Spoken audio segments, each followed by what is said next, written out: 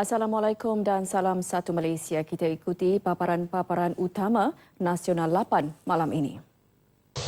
7 inisiatif terus bangunkan Labuan.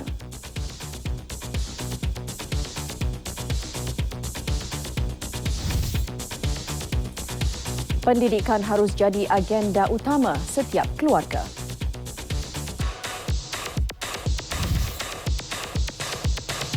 Cadangan naikkan allowance kebajikan 26,000 anggota bomba. Untuk paparan penuh terus setia bersama saya, Nur Syikin Abdul Rahman dan Wan Luqman Muhammad Fisul dalam Nasional 8.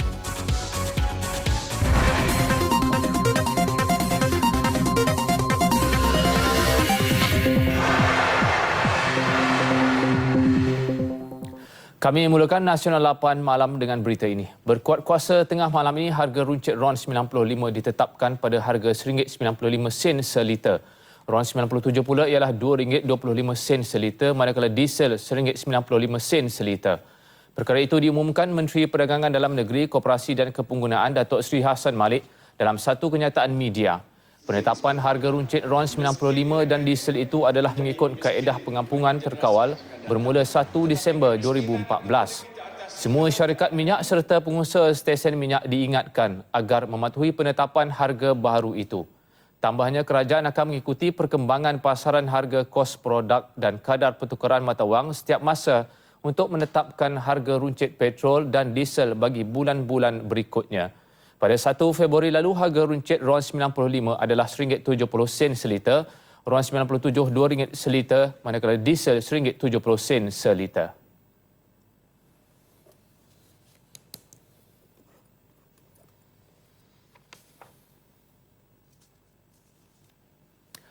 Ibu bapa harus menjadikan pendidikan sebagai agenda utama dalam keluarga dan anak-anak. Mereka juga perlu diberi peluang untuk belajar sehingga ke Menara Gading. Timbalan Perdana Menteri Tan Sri Muhyiddin Yassin berkata kemudahan pendidikan dari prasekolah hingga ke universiti lengkap disediakan kerajaan dan tiada sebab untuk mereka tercicir. Walaupun kita miskin, kita tidak mahu anak-anak kita pun menjadi miskin seperti kita. Miskin mereka itu menjadi miskin bagi generasi yang akan datang.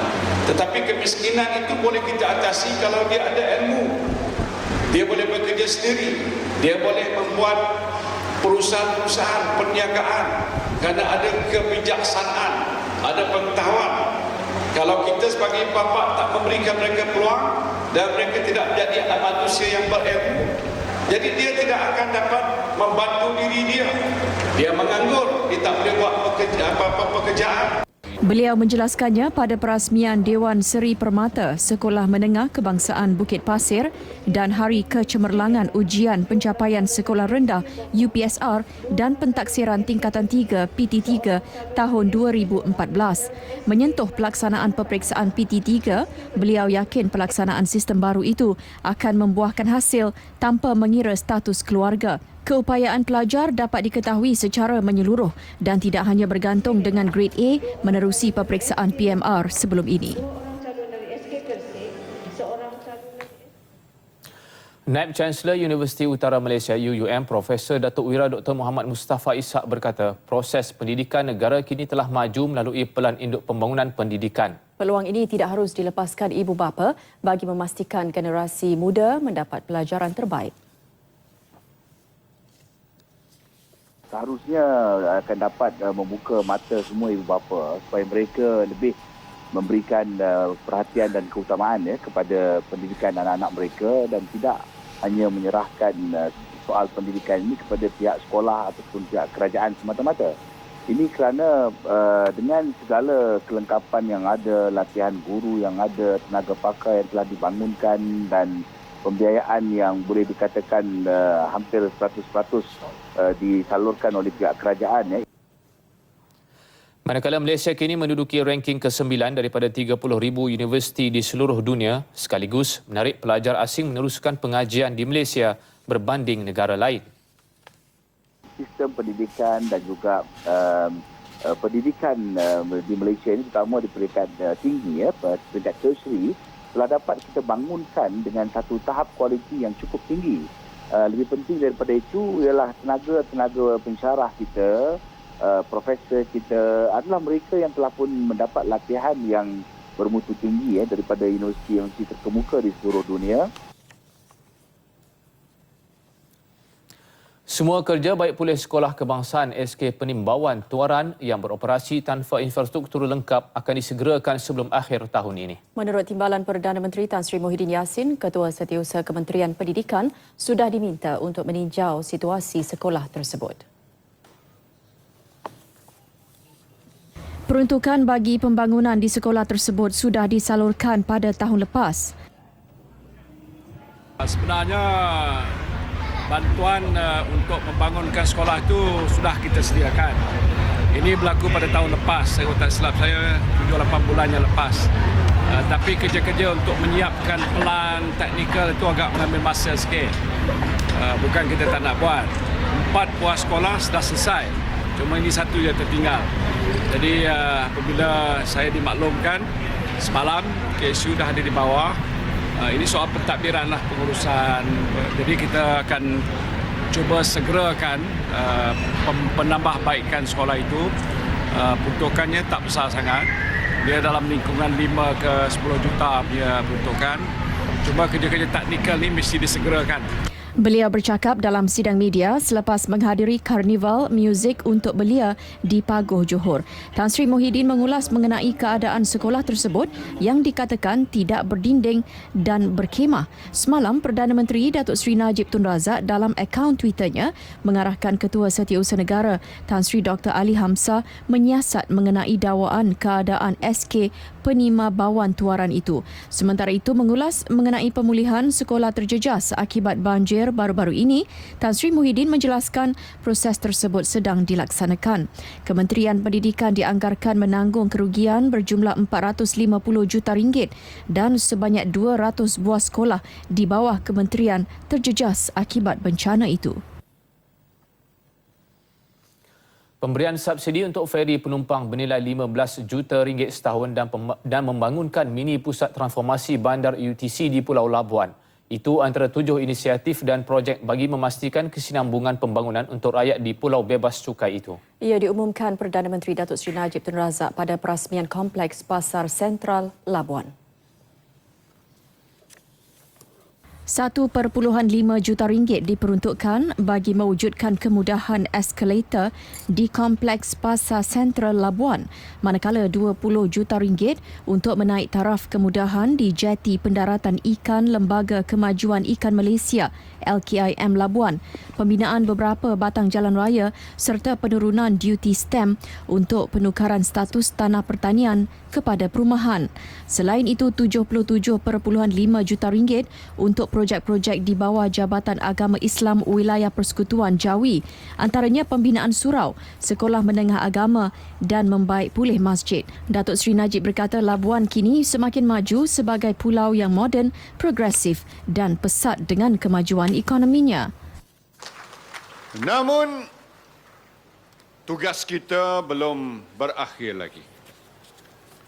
Saya bersetuju apa yang disarankan oleh Yang Berhormat Tengku Adnan sebagai Menteri Wilayah sama-sama dengan Ahli Parlimen Labuan, Datuk Rosman, bahawa kita perlu jadikan wilayah Labuan ini bukan sahaja penerapan ini dalam konteks domestik saja, tetapi mestilah kita paparkan Labuan ini sebagai satu pulau yang mirip dengan ciri-ciri bertaraf antarabangsa.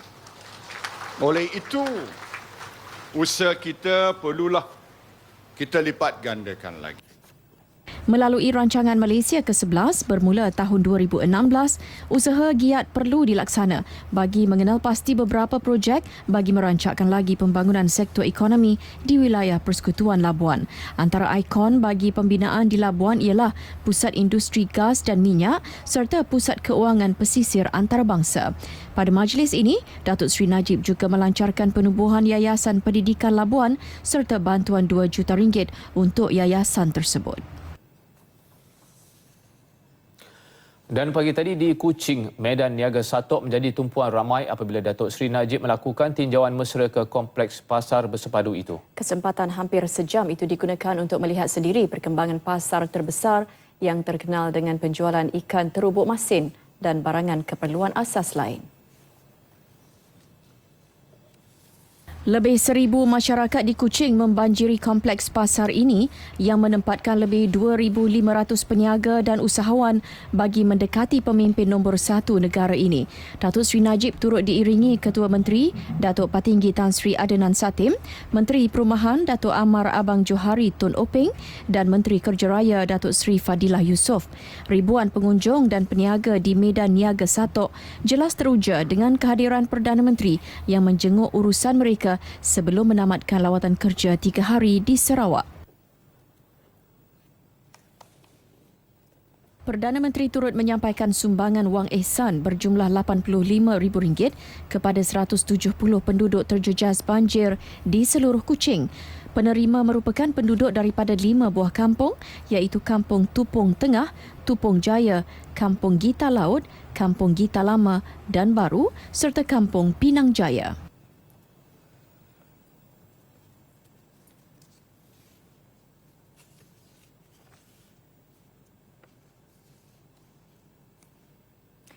Saudara, tradisi Majlis Rumah Terbuka Malaysia Tahun Baharu Cina diteruskan tahun ini dan memilih satu lagi ikon pelancongan negara sebagai lokasi penganjurannya. Ivan Tu melaporkan dataran Menara Condong Teluk Intan Perak dibanjiri pengunjung sejak petang tadi untuk bersama-sama dalam sambutan itu. Baik Ivan, sila kongsikan kemeriahan di sana.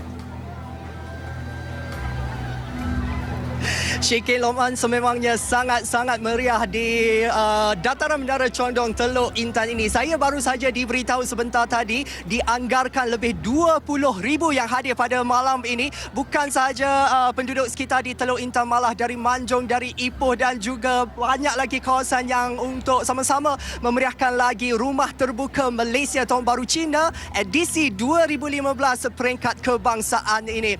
Dan pada malam ini ada satu pengisytiharan penting juga menjadi kebanggaan kepada penduduk sekitar Teluk Intan, iaitu Menara Condong Teluk Intan ini akan diisytiharkan sebagai warisan kebangsaan dan juga sekaligus menjadi ikon dan destinasi pelancongan yang cukup popular di negara ini. Dan hari ini Tahun Baru Cina memasuki melangkah ke hari yang ke-10, belum terlambat lagi untuk bersama-sama memeraikannya dan memeriahkan. Lambai sedikit. Ini kita antara penduduk-penduduk di Teluk Intan dan saya bersama dengan anak jati Teluk Intan yang ketika ini juga bergelar Wakil Rakyat Teluk Intan, iaitu Ahli Parlimen Teluk Intan Datuk Masyu Keong bersama-sama dengan kita pada malam ini. Datuk, bagaimana pemilihan Teluk Intan sebagai lokasi ataupun tuan rumah penganjuran pada tahun ini? Bagaimana Datuk melihat kemeriahan pada malam ini? Saya berasa begitu bangga kerana ini adalah kali pertama Teluk Intan dipilih untuk menjadi tuan rumah kepada satu perayaan besar. Dan kali ini adalah untuk Tahun Baru Cina. Kita walaupun pekan kecil, tetapi ini satu periktirafan. Dan kita harap dengan program ini lebih akan datang untuk melawat Teluk Intan dari segi pelancongan dan juga dari segi bisnes. Ya, itu dia untuk merancakkan lagi dan juga mempromosi Teluk Intan khususnya sebagai destinasi pelancongan negara. Pastinya warga Teluk Intan juga sangat mesra bersama-sama dan memberikan sambutan yang cukup menggalakkan pada malam ini. Kata orang, Tahun Baru Cina satu petanda kepada pembukaan ataupun permulaan kepada tahun. Ramai yang risau mungkin keadaan ekonomi negara ketika ini, tetapi Datuk ada pandangan yang berlainan, saya dikabarkannya. Saya begitu optimistik terhadap masa depan Teluk Intan kerana kita Teluk Intan baru juga diluluskan satu universiti yang pertama di Teluk Intan, dan dengan kita harap nanti ada berita baik untuk perisytiharan jam tinggi, lebih pelancong akan datang. Kita juga ada satu highway di mana ada satu exit ke Teluk Intan. So semua ini adalah yang kita sangat menghargai dan saya terima kasihlah kerana kerajaan telah buat banyak program.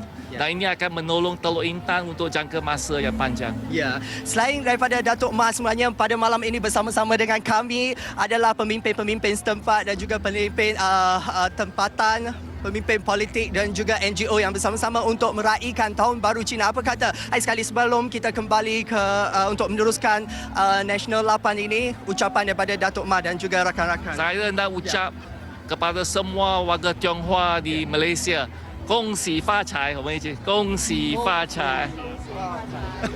Baik, itu saja. Kita kembali bersama Syikin dan juga Lokman. Tapi jangan lupa pukul 9 malam nanti saya langsung Rumah Terbuka Malaysia Tahun Baru Cina langsung kepada anda untuk menonton TV1 di Menara Condong Teluk Intan ini. Kita kembali untuk meneruskan Nasional 8. Teruskan Syikin, Lokman. Terima kasih Ivan di Teluk Intan. Akta anti keganasan yang akan dibentang tidak lama lagi berupaya menjadi penanda aras global untuk menangani ancaman kumpulan militan IS. Menteri Pertahanan Datuk Seri Hishamuddin Tun Hussein berkata ketika ini kebanyakan negara masih samar untuk memikirkan kaedah terbaik berhadapan dengan ancaman sedemikian. Jelas Datuk Seri Hishamuddin, selain Malaysia, terdapat negara lain yang juga sedang memikirkan sama ada undang-undang sedia ada cukup sesuai untuk menangani ancaman IS. Dan saya percaya bahawa pihak Kementerian Dalam Negeri dan juga pihak Peguam Negara dan juga semua pihak lain yang berkepentingan telah pun melihat lanskap dan ancaman ini. Dan kita di MINDEF tidak terkecuali kerana saya sendiri juga ahli anggota Majlis Keselamatan Negara. Dan input-input ketenteraan, pengalaman kita sama ada di peringkat antarabangsa atau serantau di ASEAN, saya percaya bahawa itu semua akan diambil kira dalam pembentangan akta baru ini. Beliau berkata demikian selepas Majlis Sambutan Tahun Baharu Cina 2015 Parlimen Sembrong di Paloh, Johor. Pada Januari lalu, Menteri Dalam Negeri Datuk Seri Dr. Ahmad Zahid Hamidi berkata pihaknya dalam peringkat akhir penyediaan draft rang undang-undang anti keganasan sebelum dibentangkan di Dewan Rakyat Mac ini. Undang-undang itu juga akan menjadi entiti berasingan daripada undang-undang sedia ada dengan penguatkuasaan lebih ketat kepada aktiviti keganasan. Polis Diraja Malaysia PDRM membuka kertas siasatan bagi menyiasat tindakan sekumpulan anak muda yang mengugut untuk membunuh Ketua Polis Negara Tan Sri Khalid Abu Bakar melalui laman sosial. Timbalan Ketua Polis Negara Datuk Seri Muhammad Nur Rashid berkata sebuah pasukan khas dengan kerjasama Suruhanjaya Kementerian Komunikasi dan Multimedia Malaysia SKMM akan menyiasat kes itu. Langkah itu penting sebelum tindakan susulan diambil kerana perbuatan itu serius. Ugutan bunuh ke atas Ketua Polis Negara adalah sama dengan ugutan kepada PDRM dan tidak boleh dibiarkan. Kurang daripada ugutan ini, satu laporan polis telah dibuat.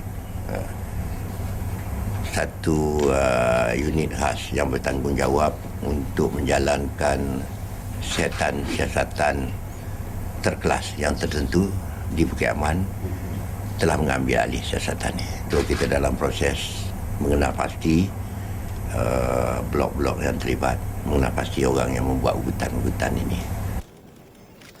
Beliau menjelaskannya selepas hadir di majlis bersama warga emas Rumah Seri Kenangan dan sambutan Tahun Baru Cina Anjuran Persatuan Orang Kota Baru di Kelantan. Beliau mengulas klip video di laman sosial yang memaparkan 3 lelaki bertopeng menggelar diri mereka sebagai anak Malaysia anti-demokrasi mengancam untuk membunuh Ketua Polis Negara dan meletupkan keretanya.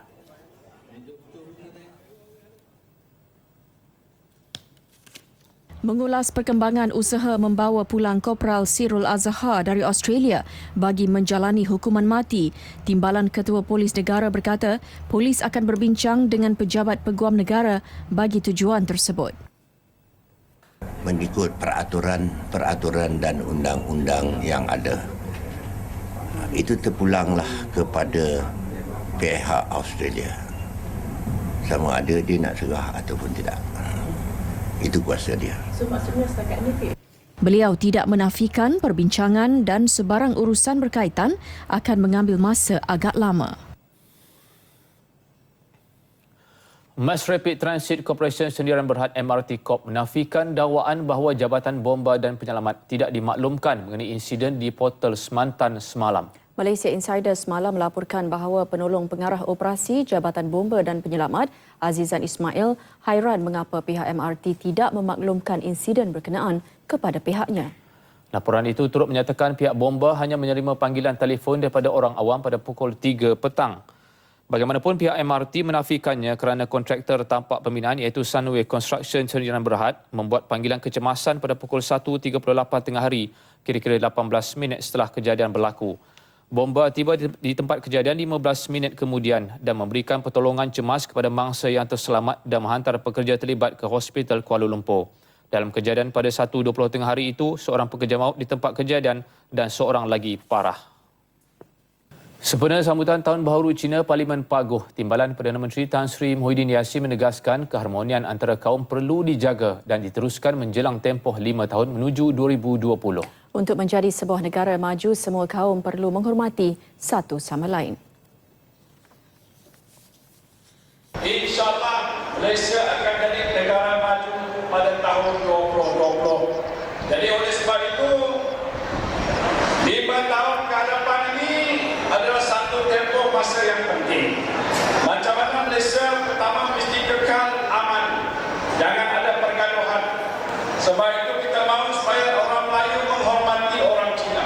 Orang Cina menghormati orang Melayu dan orang India. Orang India menghormati orang Cina dan orang Melayu. Semua kaum menghormati budaya, adat, resam, agama masing-masing. Sambutan perayaan secara bersama di Malaysia antara program yang dapat memupuk semangat perpaduan antara kaum. UMNO Pulau Pinang sudah menerima surat pelucutan jawatan Datuk Khairuddin Abu Hassan sebagai Naib Ketua UMNO bahagian Batu Kawan daripada Ibu Pejabat UMNO. Pelucutan jawatan beliau itu selaras dengan Perlembagaan UMNO dan peraturan-peraturan persidangan parti. Perkara tersebut dimaklumkan Setiausaha Badan Perhubungan UMNO Pulau Pinang Datuk Musa Sheikh Fadir dalam satu kenyataan media. Menurut perkara 9-A-1-D Akta Pertubuhan 1966, seseorang yang bankrupt yang belum dilepaskan tidak boleh memegang sebarang jawatan di dalam pertubuhan. Datuk Khairuddin masih kekal sebagai ahli UMNO dan boleh menghadiri persidangan tahunan parti di peringkat cawangan beliau menjadi ahli. Datuk Khairuddin 52 tahun telah diisytihar muflis oleh mahkamah pada 24 Mei 2014.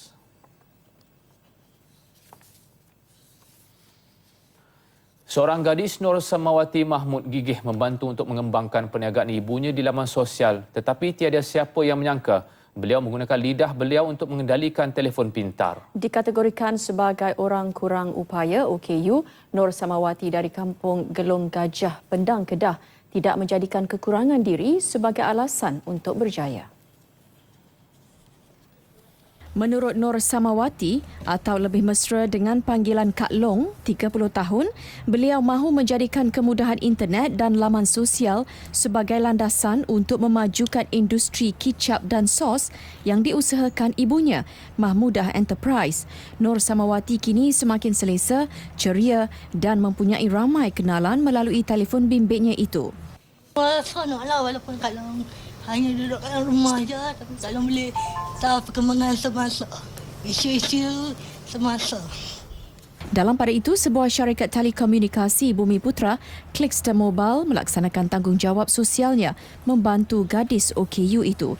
Ketua Pegawai Komunikasi, Jenama dan Media Clickster Mobile, Hazran Muhammad berkata, bantuan berupa kredit tambah nilai setiap bulan untuk seumur hidup gadis itu serta telefon bimbit selain panggilan percuma tanpa had. Teruja dengan keupayaan Nur Samawati, syarikat itu turut berharap gadis berkenaan memanfaatkan kemudahan tersebut. Terlampau istimewa kalau kita tengok dia, Kak Long ni istimewa dengan keupayaan dia berkomunikasi dengan hanya menggunakan lidah. Maknanya walaupun keadaan fizikal dia agak kurang membantu dia, tapi dengan daya usaha dia walaupun tak ke sekolah tapi dia mampu membaca, menulis dan bahasa Inggeris pun dia boleh menguasai dengan cara baik. Dalam pada itu, Ibu Nur Samawati, Saudah Syari, 52 tahun, bersyukur di atas keprihatinan semua pihak dalam membantu anaknya. Makcik merasa macam terharu sangat-sangatlah sebab pada sokongan semua pihak media, semua rakan-rakan dia yang bagi semangat kat dia tu. Nur Samawati menerima bantuan bulanan sebanyak RM300 sebulan daripada Jabatan Kebajikan Masyarakat JKM kerana kecacatan sejak lahir di mana tangan serta kakinya merekut dan tidak dapat bergerak. Bagi mana-mana pihak yang ingin menghulurkan bantuan, boleh menghubungi Nur Samawati di talian 011 344 36 800. Hospital Banting menafikan dakwaan bahawa kematian seorang pelajar tingkatan 5 semalam disebabkan strok haba. Pengarahnya Dr. Rosita Muhammad berkata kematian pelajar lelaki berusia 17 tahun itu mempunyai kaitan dengan pendarahan dalaman pada bahagian otak. Pelajar itu dilapor meninggal dunia selepas mengadu sakit kepala ketika menjalani latihan bola sepak di sebuah padang awam berhampiran sekolahnya. Kematian pelajar itu yang dikatakan maut akibat strok haba selepas latihan bola sepak di sekolah menjadi viral di laman sosial.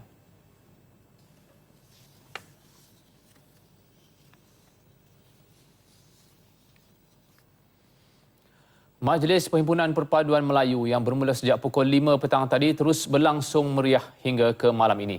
Perdana Menteri Datuk Seri Najib Tun Razak dijangka menyampaikan amanat di majlis tersebut malam ini di Stadium Bukit Jalil. Perhimpunan Perpaduan Melayu ini bertemakan hebat, bermaruah, berkat dan untuk perkembangan lanjut. Kita bersama Liana Zulkifli di Stadium Bukit Jalil. Liana, silakan. Baik, terima kasih Lokman dan Ashikin yang ke-10. Begitu meriah sekali keadaan di Stadium Putra Bukit Jalil ketika ini dengan dibanjiri lebih 20,000 orang daripada pertubuhan badan bukan kerajaan, NGO dan individu bersama-sama untuk mendengar amanat dari pemimpin Melayu iaitu Perdana Menteri kita sendiri iaitu Datuk Seri Muhammad Najib Tun Abdul Razak.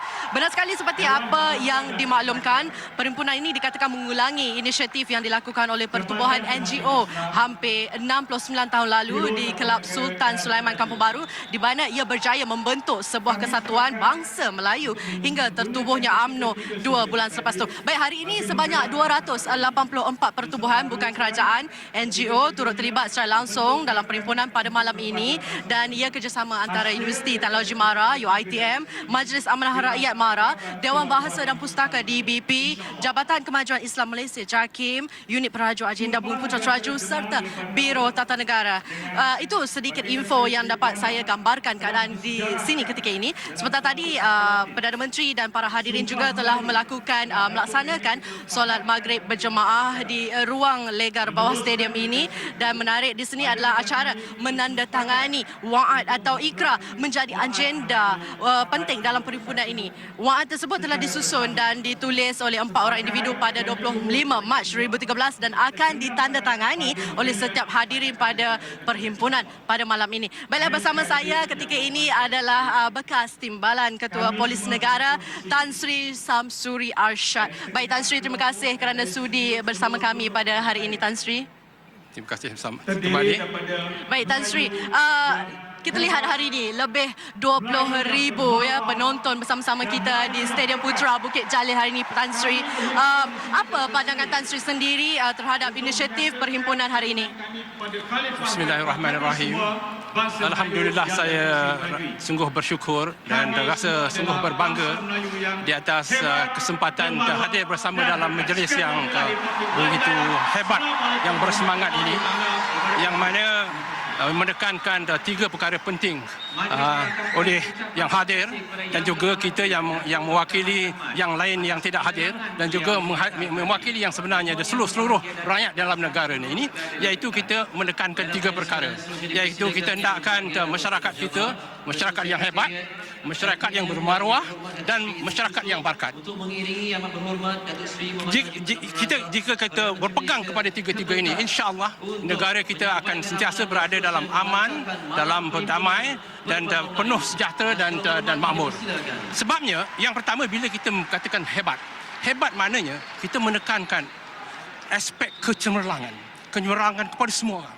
Kecemerlangan kepada pegawai kerajaan, kecemerlangan kepada pendidik-pendidik, kecemerlangan kepada penuntut-penuntut di universiti, kecemerlangan kepada peniaga-peniaga dan sebagainya. Cemerlang dalam semua apa yang dilakukan. Sebab ini dituntut oleh Islam. Sebab Allah mewajibkan kita untuk melakukan satu perkara dengan sebaiknya. Perkara yang kedua ialah bermaruah. Bila kita maruah, maknanya kita mempunyai dignity. Dan bila kita mempunyai dignity, kita akan sentiasa menjaga dari segi kita punya amanah, dari segi integriti kita. Kita tidak akan melakukan perkara yang bertentangan. Umpamanya, kalau macam kita bertugas sebagai pegawai kerajaan, kita bermaruah, takkan kita nak melakukan rasuah dan sebagainya, polis ke, tentera dan sebagainya. Dan bila kita tidak melakukan perkara yang macam ini, sentiasa kita sentiasa berada dalam keadaan yang amanah, berintegriti dan sebagainya, masyarakat semua akan mendapat keamanan, kesejahteraan. Bila mereka menjalankan perkhidmatan dengan kerjaan semuanya dengan beres dan sebagainya, dengan cekap dan sebagainya. Dan perkara yang ketiga yang penting ialah barakah. Kita sebagai orang Islam, kita mesti nak mencari barakah dalam apa juga kita lakukan. Kalau tanpa barakah, tanpa dirastui oleh Allah, tanpa diredai oleh Allah Subhanahu Wa Taala, tidak akan mendapat kebaikan dan kesejahteraan. Iaitu yang paling pentingnya. Dan ini kita harapkan semua masyarakat kita di seluruh negara. Baik. Terima kasih banyak Tan Sri kerana sudi bersama kami, Tan Sri. Baik, pada ketika ini Perdana Menteri kita Datuk Seri Mohammad Najib Tun Razak sedang menyampaikan amanat beliau selaku pemimpin Melayu. Saya pasti ramai yang ternanti-nantikan amanat penting yang bakal disampaikan khususnya kaum Melayu Bumi Putra Sabah dan Sarawak. Baiklah Syikin, kauman Melayu hebat, bermaruah dan juga berkat. Saya kira ini saja yang dapat saya perincikan di Stadium Putra Bukit Jalil. Untuk itu kita kembalikan ke Sepuri. Silakan. Terima kasih Liana. Agensi Penguatkuasaan Maritim Malaysia APMM Daerah Maritim 2 Pulau Pinang menahan 4 nelayan dan sebuah bot pukat tunda kerana melanggar syarat lesen memukat ikan di 5.8 batu nautika dari muka head Teluk Bahang, Pulau Pinang. Ketua Penguatkuasa APMM Pulau Pinang, Kapten Maritim Kamruzaman Abu Hassan memaklumkan pemeriksaan pada pukul 4.45 petang itu mendapati bot yang dinaiki seorang tekong dan 3 awak-awak terbabit telah menceroboh kawasan nelayan Zon A. Utamanya pihak APMM tidak akan teragak-agak untuk mengambil tindakan tegas terhadap segelintir pengusaha bot tunda yang tamak. Nelayan berusia antara 27 dan 36 tahun serta bot terbabit dibawa ke JT LKIM di Batu Maung untuk siasatan lanjut, manakala 1,000 kilogram ikan yang ditangkap turut disita. Dalam pada itu, APMM Daerah Maritim 9 Kuala Terengganu menahan 47 nelayan asing termasuk 4 orang tekong. Kesemua nelayan warga Vietnam itu ditahan ketika menangkap ikan kira-kira 120 dan 90 batu nautika dari perairan Kuala Terengganu. Ketua Penguatkuasa Maritim Daerah Maritim 9 Laksamana Pertama Maritim G. Xavier Tevadas berkata kehadiran 3 bot nelayan asing itu dikesan oleh kapal KRM Segantang yang melakukan rondaan pada Rabu lalu.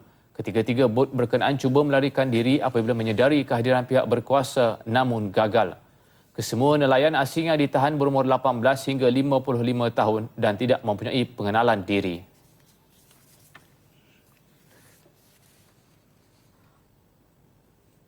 Adalah satu kejayaan sebab kita banyak dapat aduan-aduan terutama daripada nelayan-nelayan di Kuala Terengganu mengenai pencerobohan nelayan-nelayan asing yang datang mengambil hasil-hasil negara. So, jumlah tangkapan ni, hasil daripada tangkapan ni, kita lihat ada sebanyak 1.5 metrik tan hasil tangkapan daripada nelayan tu, dan jumlah rampasan termasuk peralatan ikan dan bot adalah lebih kurang 3.5 juta ringgit. Bercakap dalam satu sidang media, beliau berkata kesemua nelayan dan bot dibawa ke JT APMM di Kuala Terengganu. Nelayan terbabit kini direman 13 hari untuk siasatan. Kesemua nelayan tersebut akan didakwa di bawah Akta Perikanan 1985. Sabit kesalahan tekong bot akan didenda sebanyak RM1 juta, manakala awak-awak akan didenda sebanyak RM100,000 seorang. Peniaga sekali lagi diingatkan agar tidak menjadikan cukai barang dan perkhidmatan GST sebagai alasan untuk menaikkan harga barang. Demikian tegas Timbalan Menteri Keuangan Datuk Ahmad Maslan. GST sebanyak 6% akan berkuat kuasa pada 1 April ini berbanding cukai perkhidmatan jualan SST 10% yang diguna pakai pada masa ini. Justru, tiada sebab peniaga menaikkan harga barangan apabila GST berkuat kuasa nanti. Beliau berkata demikian kepada pemberita selepas memberi penerangan mengenai GST, bajet 2015 dan isu-isu semasa peringkat Zon 5 Sandakan di Dewan Masyarakat Sandakan. Mengenai pemantauan harga barangan selepas GST, beliau berkata kerajaan menambah kaki tangan dan pegawai di Jabatan Kastam, Kementerian Perdagangan Dalam Negeri, Koperasi dan Kepenggunaan KPDNKK serta memberi geran kepada persatuan-persatuan pengguna untuk menjadi pelapor dan pemantau harga barang. Setakat ini lebih 325,000 syarikat di seluruh negara telah mendaftar untuk GST.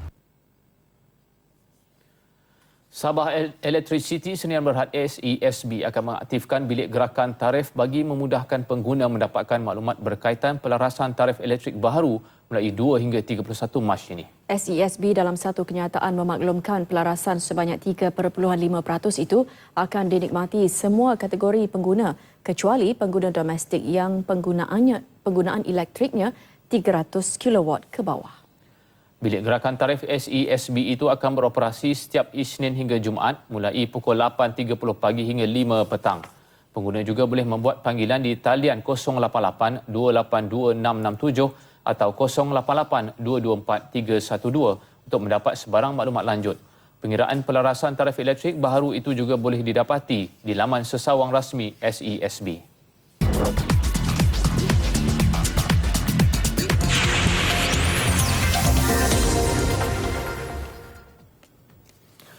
Sukan nasional saya mulakan dengan bola sepak Piala FA. Selepas tewas 3 perlawanan Liga Super musim ini, Sime Darby FC bangkit dalam saingan Piala FA apabila membenam PBA PPFC 5-1 di laman sendiri.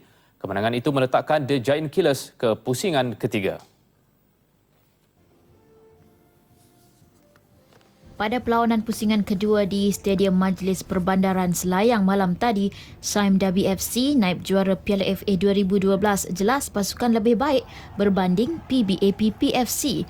Skuad dikendalikan Ismail Zakaria itu memerlukan 11 minit untuk meledak gol pertama hasil percubaan pemain import Serbia, Nemanja Vidakovic untuk gol pertama perlawanan.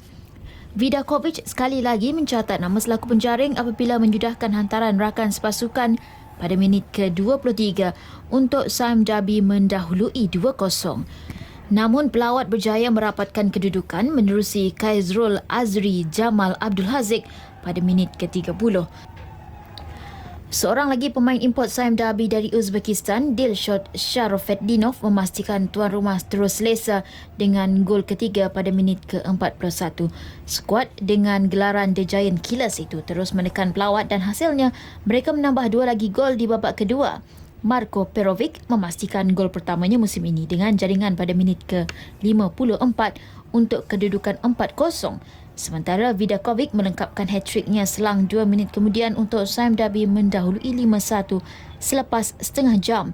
Tamat perlawanan, Sime Darby 5, PBA PPFC 1. Sementara itu, beberapa pasukan mencatat kemenangan untuk mara ke pusingan ketiga. Kelantan, Negeri Sembilan, Kuala Lumpur dan PDRM antara yang beraksi cemerlang untuk melepasi halangan awal.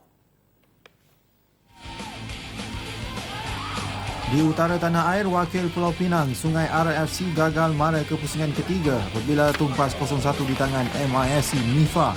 Pelawat memerlukan 26 minit untuk memecah kebuntuan. Berpunca dari sepakan sudut, Muhammad Fuzi berjaya menanduk bola ke gawang Sungai Ara untuk gol tunggal perlawanan. Di Stadium Tuanku Abdul Rahman Paroi, pasukan Negeri Sembilan Matrix mengalahkan UiTM FC 2-0. NS Matrix memerlukan 21 minit untuk memecah kebuntuan musuh penyerang berbisa Liberia, Francis Forkido pada minit ke-21 dan 80. Di Stadium Inspens Bangi, Kuala Lumpur mara ke pusingan berikutnya dengan kemenangan 3-1 ke atas MOF FC. Gol pembukaan The Hawks hadir pada minit ke-23 menerusi sentuhan kemas pemain pertahanan Muhammad Syamirul Rani hasil sepakan percuma rakannya. Pada masa kedua, pasukan tuan rumah berjaya mengikat kedudukan minit 63 menerusi pemain gantian Geoffrey Omopor. Kedudukan itu tidak kekal lama selang 11 minit kemudian apabila pemain import Wasik Kalesone tenang menggandakan jaringan buat Kuala Lumpur. Pemain gantian Muhammad Saufi Ibrahim menutup malang gemilang pasukan dengan gol ketiga di masa kecederaan. Kesan penuh KL MOFFC 1, Kuala Lumpur 3. Di Kuching, Kelantan memastikan kemarahan ke pusingan berikutnya selepas mencatat kemenangan tipis 2-1 ke atas Sarawak. Beraksi di hadapan puluhan ribu penyokong tuan rumah, Sarawak dikejutkan dengan gol pertama pelawat jaringan Erwin Carrillo seawal minit pertama. Namun Bujang Senang kembali menyamakan kedudukan pada minit ke-29 hasil tendangan Ryan Griffith. Pemain import TRW Emmanuel Kemoge bijak menyedahkan peluang pada minit ke-33 untuk gol kemenangan Kelantan. Di Shah Alam, juara Liga Perdana 2014 PDRM di depan pada minit ke-28 menerusi sentuhan penyerang import Maldives Ali Ashfaq. Penyerang dari Mali Dramani Traore meneruskan rentah cemerlangnya bersama PDRM apabila menjaringkan 2 gol berselang 5 minit. Yang pertama pada minit ke-40 dan gol kedua pribadinya dijaringkan pada minit ke-45 untuk menghantar PDRM ke pusingan ketiga. Turut mara ke pusingan ketiga ialah KLSPAFC setelah membenam Kuantan FA 3-0 dalam aksi petang tadi yang berlangsung di Stadium MBPJ Kelana Jaya. Dalam satu lagi, perlawanan pada Perak turut melangkar kemenangan 3-1 ke atas Shahzan Muda. Aksi hamba dipamerkan kedua-dua pasukan pada separuh masa pertama menyaksikan tiada jaringan dihasilkan. Babak kedua lebih memihak kepada KLSPA apabila berjaya membuka jaringan pada minit ke-56 menerusi percubaan solo Ijeze Michael Chukwubuna. Hantaran jauh Guy Buele pada minit ke-64 membuahkan hasil apabila berjaya ditanduk Ijeze untuk gol kedua KLSPA. Ternyata perlawanan milik Ijeze apabila melakukan hat-trick pada minit ke-80 seterusnya membawa pasukan dari Putrajaya itu mara ke pusingan ketiga Piala FA. Kalau tengok daripada segi ini, kita sebenarnya kita tim not full squad lah. Jadi apa yang kita cuba buat kerana pemain kita yang next tu kita bagi peluang pada dia orang untuk main, gantikan pemain yang cedera apa semua. Jadi kita itu the expectation, ini je kita boleh buat lah. Kita ikut hari ke hari lah game dia. Bila kita draw dengan Ismidan, jadi kita try lakukan perubahan untuk menguatkan tim kita. Jadi alhamdulillah hari ini dia main dengan baik, dapat skor, jadi tak kena convert, itu yang paling besar. Selepas menggantung presidennya tahun lalu, Exco Majlis Paralimpik Malaysia MPM kini dalam proses memperbaiki perjalanan persatuan dan membuat penambahbaikan semula dalam usaha mendapatkan kembali kepercayaan orang ramai. Datuk Zainal Abuzarin digantung tugas berikutan salah guna kuasa melibatkan dana RM3.8 juta sejak memegang jawatan selaku Presiden MPM. Naib Presiden MPM Hafizah N. Kafiz berkata walaupun sukar untuk mendapatkan kembali kepercayaan masyarakat terhadap persatuan itu, namun mereka yakin ia merupakan permulaan baik bagi kebangkitan semula sukan para di Malaysia. Tambahan Presiden yang digantung, Datuk Zainal Abuzarin turut gagal mempertahankan jawatan selaku Presiden Jawatan Kuasa Paralimpik Asia APC, menambah lagi keyakinan MPM untuk mendapatkan bantuan dan sokongan bukan sahaja dari Kementerian Belia dan Sukan KBS, malahan dari Badan Asia itu sendiri. Sebenarnya Exco yang baru sekarang, itu sebabnya maybe you tak kenal kita orang. Sebab kita orang baru, dan bila baru masalah ni wujud tau. Jadi masalah itu lebih menonjol compare dengan apa yang kami contribute. So that's what we are trying to do very hard now. We are trying to kata orang tu jelaskan pada umum that yang buat problem tu bukannya the Exco, is not MPM, tetapi lebih kepada individu tertentu. Dan banyak lagi kes-kes yang saya rasa saya tak boleh nak dedahkan di sini. Baginya apa yang penting membuat penyusunan semula pertubuhan dan menyalur bantuan untuk pembangunan sukan para di Malaysia. Tahun lalu, Exco MPM menggantung tugas presidennya Datuk Zainal Abuzarin atas siasatan salah laku penggunaan dana MPM sebanyak RM3.8 juta. Dana tersebut telah dipindahkan ke sebuah syarikat di mana Zainal juga merupakan pengarah syarikat tersebut. Bukan setakat digantung, malahan Zainal gagal dalam mempertahankan jawatan Presiden Jawatankuasa Paralimpik Asia yang diadakan Disember tahun lalu. Cadangan untuk menaikkan kadar allowance kebajikan kira-kira 26,000 anggota Jabatan Bomba dan Penyelamat Malaysia JBPM di seluruh negara akan dibentang ke mesyuarat Kabinet. Perkara itu dimaklumkan Menteri Kesejahteraan Bandar, Perumahan dan Kerajaan Tempatan, Dato' Abdul Rahman Dahlan. Jelas beliau, kerajaan perlu memandang serius tugas dan peranan anggota bomba yang berisiko tinggi. Bomba ini yang psikologinya itu berubah sepanjang hayat mereka kerana terdedah dengan begitu banyak kejadian-kejadian kematian yang menyayat hati, kejadian-kejadian yang agak traumatik. Jadi saya kira sudah tiba masanya kami di peringkat kementerian dan juga Jabatan Bomba dan Penyelamat Malaysia untuk mencadangkan kepada kerajaan pusat, kepada kerajaan dan kabinet bagaimana caranya untuk menambahbaikan allowance kebajikan dan sebagainya untuk anggota Bomba dan Penyelamat Malaysia. Beliau ditemui media selepas merasmikan kempen keselamatan dan kebakaran peringkat negeri Sabah di Pulau Mantanani, Kota Belud. Usaha berkenaan disambut baik oleh anggota-anggota bomba.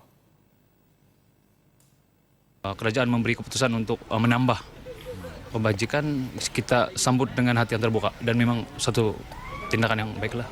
Merupakan suatu berita yang gembira lah buat kami, anggota untuk Satu Malaysia, yang mana ini merupakan salah satu pemberian semangat kepada kami sebelum inilah. Pada majlis itu, sebanyak 200 alat pemadam api diagihkan kepada 155 buah rumah, klinik, sekolah dan surau. Sijil simpanan premium SSP oleh Bank Simpanan Nasional BSN terus menawarkan pelbagai hadiah menarik kepada para pemenang. Bagi cabutan SSP untuk bulan Februari ini, Nurhayani Haji Abu dari Selangor menjadi pemenang bertuah untuk menerima hadiah yang ditawarkan sebuah kereta Mercedes-Benz. Semua hadiah disampaikan Timbalan Ketua Eksekutif Perbankan Runcit BSN, Datuk Yunus Abdul Ghani. Bagi Rosman Alia, seorang guru dari Ipoh, amat bertuah kerana memenangi hadiah sebuah kereta BMW 520i.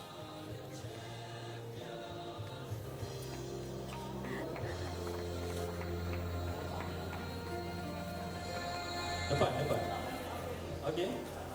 Anak-anak tak nampak. Saya mengucapkan terima kasih amat banyaklah ya kepada Bank Simpanan Nasional kerana menawarkan peluang kepada rakyat Malaysia dengan modal yang pada saya macam tak ada modal lah, sebab duit yang saya beli sedia simpanan tu saya sandarkan balik, saya dapat balik duit saya. Dan saya memperoleh hadiah yang lumayan berbanding dengan apa yang telah saya laburkan. Manakala pegawai penguasa polis dari IPK Melaka, E. Kong Koi, membawa pulang hadiah cabutan tempatan sebuah kereta Pro 2 Asia. Beliau mula menyimpan SSP BSN sejak tahun 1978, tidak menyangka mendapat hadiah ini dan ia merupakan hadiah Tahun Baharu Cina paling bermakna. Memang okeylah, baguslah Mat. Pembeli boleh dapat hadiah tertentu kan. Kalau belilah kan, kalau kekalkan kan. Harap dia akan menambahkan lagi lah hadiah-hadiah yang lumayan untuk menarik pembeli. Manakala Aisyah Nazirah Muhammad Saleh, 15 tahun dari Selangor, antara pemenang cabutan tempatan SSP termuda. Beliau mula menyimpan dengan SSP selepas mendapat keputusan cemerlang UPSR 3 tahun lalu.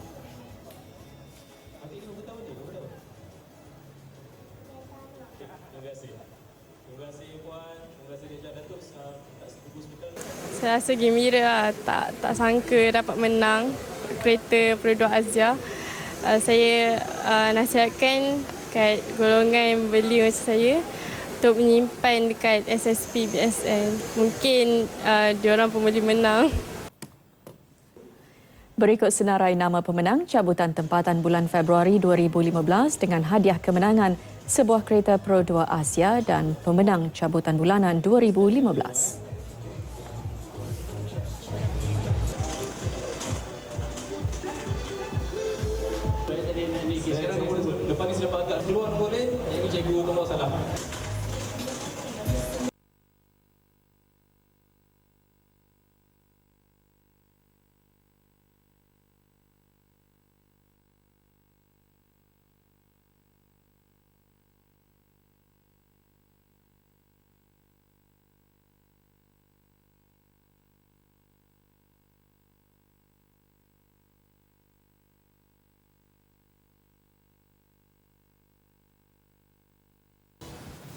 Karnival muzik untuk belia yang dianjurkan buat julung kali di Paguh dilihat memberi manfaat untuk golongan belia beriadah dengan aktiviti sihat. Sekaligus dapat mengelakkan mereka daripada terjebak dengan sebarang kegiatan negatif. Menurut pengerusi Persatuan Belia Komuniti Pemuzik Muar selaku penganjur karnival, Eddie Azani Zahar, penganjuran karnival tersebut berjaya menarik kehadiran lebih 400 belia di daerah Paguh serta Muar. Lebih menarik, Timbalan Perdana Menteri Tan Sri Muhyiddin Yassin dan isteri Puan Sri Noraini Abdul Rahman turut meluangkan masa kira-kira sejam menghadiri karnival berkenaan serta beramah mesra dengan semua yang hadir. Dan untuk program kali ini, kita banyak menekankan untuk bermuzik tradisional dan juga murid-murid sekolah. Bila adanya program sihat seperti ini, golongan remaja mungkin jauh dengan gejala-gejala yang tidak sihat. Dan satu lagi, bila adanya penglibatan daripada pelajar sekolah, dia secara tak langsung menyumbang dalam pembangunan modal insan yang cemerlang. Rapatkan hubungan silaturahim antara orang-orang kita sini. Satu dapat memperkenalkan ala-ala muzik tradisional kita sini. Dan sekurang-kurangnya kita dapat beri pendedahan dan keyakinan diri pada pelajar kita sendiri daripada college community tentang orang kata bakat yang mereka ada bukan sekadar untuk belajar, tapi bakat yang ada tu boleh di-explore lagi dalam majlis-majlis yang macam ni. Nasional 8 berakhir di sini. Saksikan visual robot Noah Evolution of Dance yang diprogramkan sepenuhnya oleh jurutera tempatan. Dream Age, syarikat perkhidmatan kejuruteraan Bumi Putra membangunkan robot humanoid mempunyai 25 otot pergerakan mengikut aplikasi muzik yang diprogramkan. Assalamualaikum dan salam satu Malaysia.